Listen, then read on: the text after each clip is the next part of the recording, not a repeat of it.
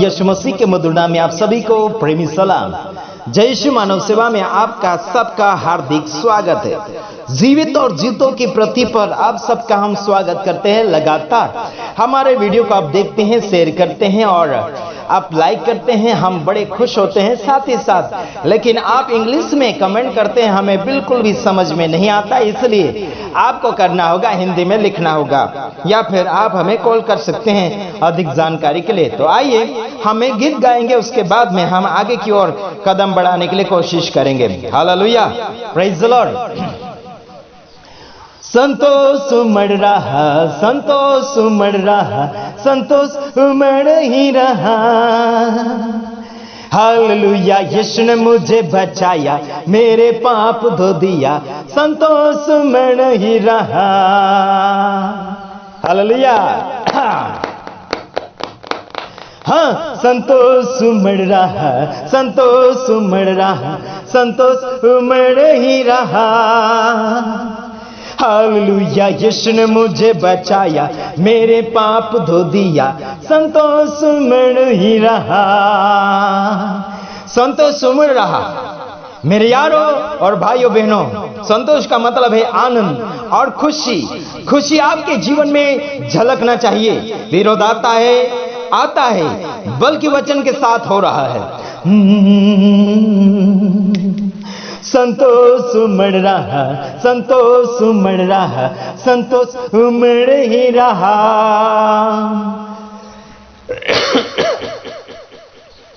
Hallelujah, यीशु ने मुझे बचाया, मेरे पाप धो दिया, संतोष उमड़ ही रहा।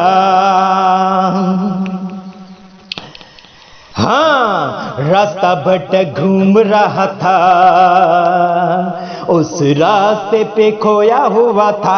हाँ मेरे भाइयों बहनों, रास्ता हम तो भटके हुए थे।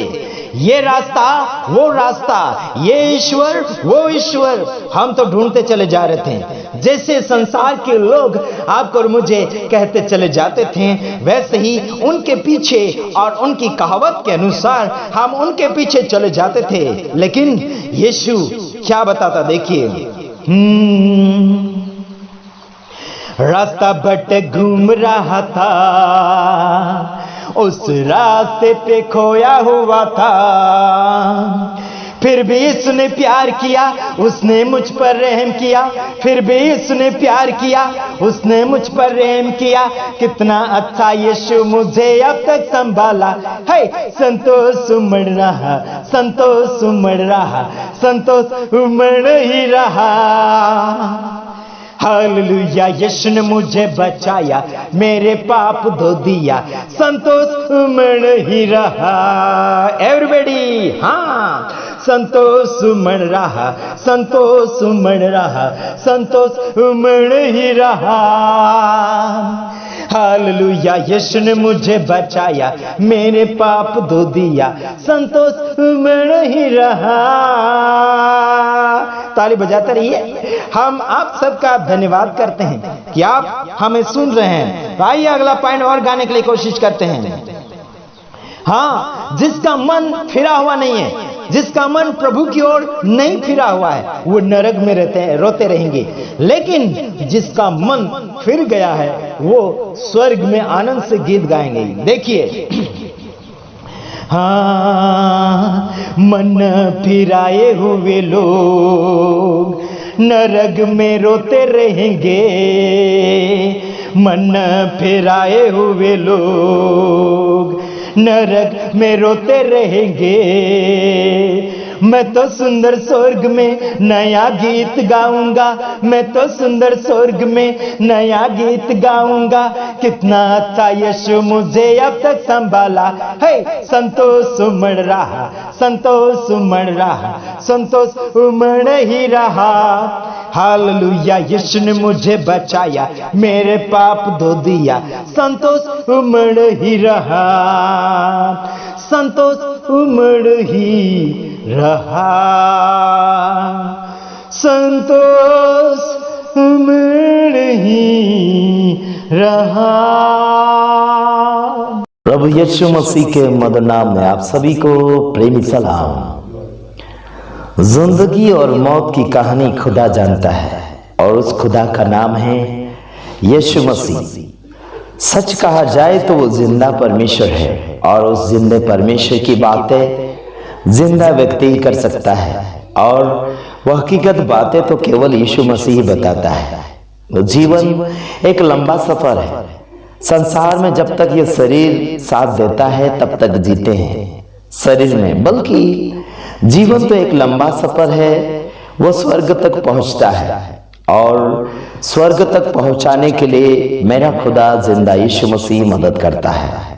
उस मददगार करने वाले परमेश्वर का उपकार हम बड़े शानदारी रीति से उसका उपकार मानना चाहिए, उसकी बड़ाई और तारीफ करना चाहिए। हालांकि वो जिंदा परमेश्वर है। उसने आपके और मेरे लिए जीवन दिया, उसने आपके और मेरे लिए खून दिया और वो आपको जीने के लिए मौका प्रदान किया। साथ ही साथ जीना तो चाहिए। सबको जीने की आशाएं होती है, सबको जीने की ममताएं होती है, सबको अपने अपने जीवन को धार्मिकता की बातों के ऊपर ले जाना और धार्मिक बनाना बड़ा अच्छा लगता है, बल्कि लोगों को बहुत प्रॉब्लम सा हो रहा है। मैं इतना कहना चाहता हूं आपको कि मेरा यीशु आपका यीशु एक है, बल्कि यीशु मसीह को पहचानने में लोग देरी कर रहे हैं। और देरी करने का मतलब क्या है? आलसूपना, आलसपना, दूसरे का सिखाया और सीखा हुआ मानकर अपने आप की जिंदगी बर्बाद कर रहे हैं। हालांकि वचन से देखना चाहिए, वचन क्या कहता है, वचन क्या नहीं कहता है। उस वचन को मैचिंग करना चाहिए बाइबल को पढ़ते हुए। जैसे हम वचन बोलते हैं तो आपको क्या करना होगा? वचन बाइबल के अंदर से निकाल कर देखना होगा। जैसे मैं आपको बताता हूं, यशाया 53 यानी 53 का 5 और 6 में आप अगर देखना चाहे तो आपके और मेरे दुष्कर्मों के कारण उसके ऊपर कोड़े लगे, आपके और मेरे अपराधों को दूर उसने किया, आपको और मुझे शांति उसने दी। हाँ जी, वो सब कुछ उसने आपके और मेरे लिए दिया। आपके लिए मेरे लिए वो मौत के घाट उतर गया और वो जिंदा होकर भी बताया। और वो जिंदा परमेश्वर आज भी जिंदा है, वो हमेशा जिंदा रहेगा।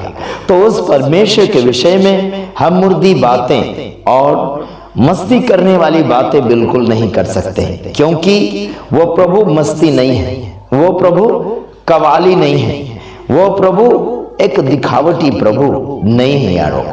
मेरे कहने का मतलब यह है कि अपनी जिंदगी को बर्बाद मत करो। ये साल, वो साल, तीसरा साल, 5वां साल, कई साल ऐसे निकलते चले गए हैं जो अपनी जिंदगी बालवाड़ी के अंदर यानी कि आंगनवाड़ी के अंदर ही बिठा कर रखा गया है। कई बार लोग आपको रोकेंगे, वो चर्च में मत जाओ, वो चर्च में मत जाओ, वो आराधना में मत जाओ, उनकी संगति में मत जाओ। मेरे कहने का मतलब तो एक ही रहेगा कि आप संगति यीशु मसीह के साथ करें। और जो 10% के प्रचारक जो सच्चाई को प्रकट कर रहे हैं उनको आप देखिए, अगर उनमें अगर खामियां लगती है तो उन्हें भी आप छोड़ सकते हैं। हालांकि हम कईयों को छोड़ देते हैं। क्यों छोड़ देते हैं? इसके कारण छोड़ते हैं कि वो कमियों को सुधारना नहीं चाहते हैं, या फिर बदलना नहीं चाहते हैं, या फिर अपने आप को परमेश्वर में लवलीन करना नहीं चाहते। शर्म आती है या फिर इन्हें तकलीफ होती है सच्चाई में जाने के लिए। सच्चाई में जाने के लिए तकलीफें तो होगी, लेकिन आगे जाकर बहुत ही अच्छा है मेरे यारों। इतना समझ लेना, यशाया 53 अध्याय 5 वचन और 6 वचन आप लोग पढ़ना है। मैं यहाँ पर आपके लिए रखता हूँ। परमेश्वर आपको जिंदगी देने वाला, वो मरता नहीं और मारता भी नहीं, इतना ख्याल रखना।